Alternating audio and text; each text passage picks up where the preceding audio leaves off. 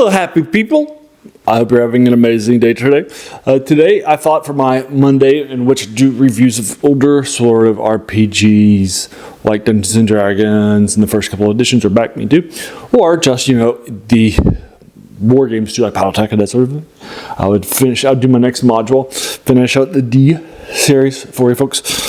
I've done G1 through 3, and now D1 through 2, and now we're finishing up with D3, Vault of the Drow by Gary Gygax. I've done some other older ones too, like the Isle of Dread, X1, Castle Lambert, X2, The Lost City, B4. I also did, L1 and L2, The Assassins Knot, and The Secret of Bone Hill. So if you like this, you can go back and check this out. All right, let's get started. All right, so this was made in '78 by Gary Gygax. It's the next one, and it's the finale of this series. It was written in '78 while he was taking a break just to relax while writing up a bunch of rules books, because that was a heavy rule book in the early first edition. Cover art here is by David Sutherland III, just like the first two, and the interior art is by 5 artists this time, not just him and Trampier, but him and him and Errol Otis, Jeff D, David LaForce, and Jeff D2. The series from G1 to Q1 was the top module. On the 30th anniversary series in Dungeon Magazine, I've also done my top 70, and so forth. That was inspired by this too. It hits high on my tube. This finishes the D series with the biggest page count in this series so far at 32 pages, which is massive for them. It's for levels 10 to 14. It's for first edition. It's at Greyhawk. Alrighty. So here you. This introduced, so G3, the penultimate finale of the first Against the Giant series, it introduced the Drow as a major antagonist in key power. So you're going to chase them after defeating them in the dungeons of that into the Underdark and for an entire campaign. So this is the sort of the final penultimate module of that campaign, if that makes sense. So I have so that's basically the basic concept. This is the first one. This is the first appearance of the Drow. Put them on the map in a major way. The first appearance of the Underdark. Put it on the map in a major way. I argued in the first review that it was more exploratory, like X1, like the Isle of Dread, just underground. But 2 is back to dungeon delving, and this third feels more like a political drama. Here you can try to ally and manipulate the Drow families that have various alliances and that sort of a thing in order to get what you want. So this introduces the city of, I'm sure I'm going to slaughter this, Errol Hay, Sinlu, and their spy hunter got a skull of their and her fame. You have total freedom, yourself and the DM, as to how you do this module.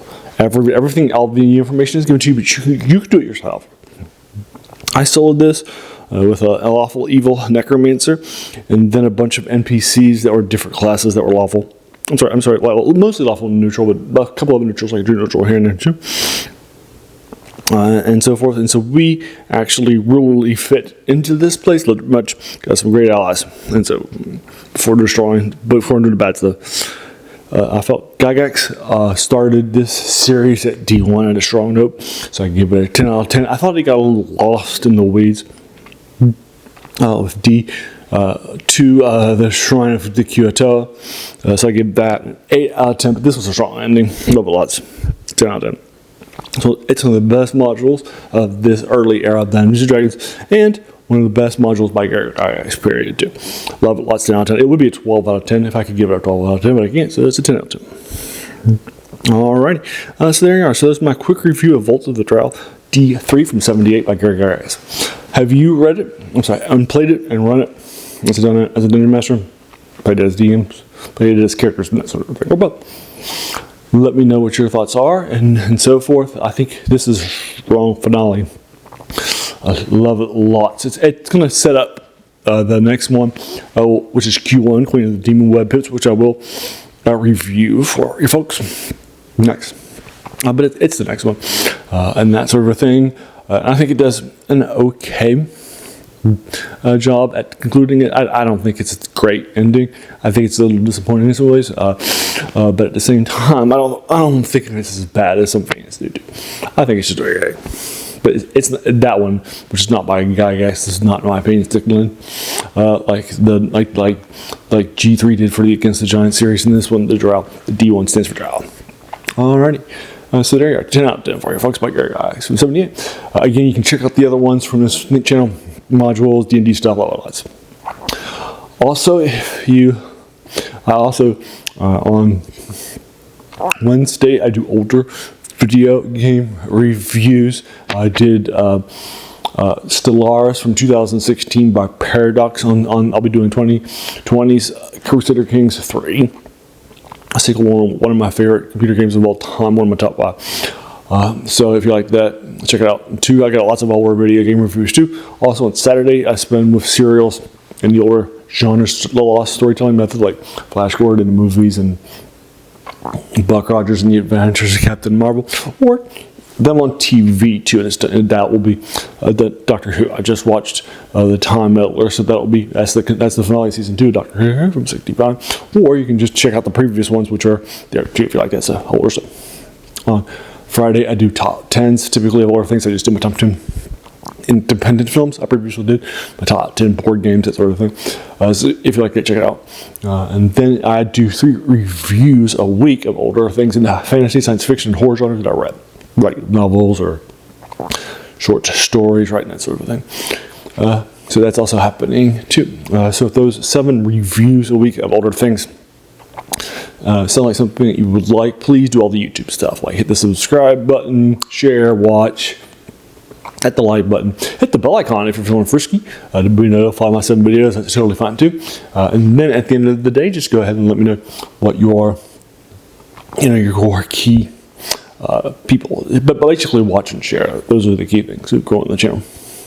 Alrighty, so there you are. Thanks.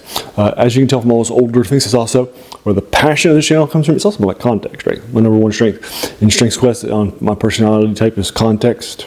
For example, the appendix in from 78's from Dungeon Master's Guide to First Edition, it lists all the influences on the game. So I've gone back and read a bunch of those things, and my appreciation for that game has grown as a result. So it's my context in action too. So it's also where the title comes from. The worst thing about new books is a quote by a French philosopher named Jacques Joubert, who said that the worst thing about them was that they kept us from reading the old ones, right? We sometimes, in our passion for the new, and the new book, the new novels, right, the new movies, the new games to play, that we sometimes have forgotten the good things that are in the past, that are the shoulders that these are built on. So yeah, good stuff. Alrighty, so there you go. I just want to thank you so very, very much, for taking some time out of your day and just investing it and watching my videos, right? Because we all have so many things, right, that are happening in our lives, and we're pulled in so many different directions, right? So the fact that you spend this time with me, that's incredibly humbling, and I appreciate it so very, very much. So thanks again, and have an amazing day.